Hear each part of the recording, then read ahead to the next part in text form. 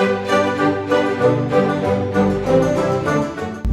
Garner, direct and indirect painting. The sky is actually black, but when the sun comes up, it illuminates a warm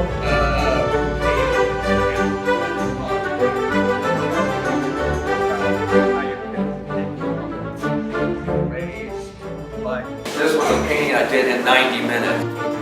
So there's different ways of getting started.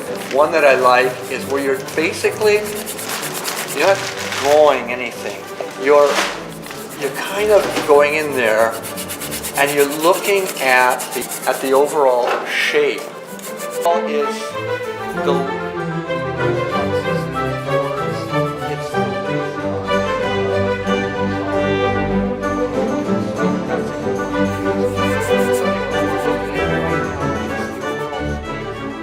using my medium, cadmium red medium and the dark side, and I'm guessing that's a little bit.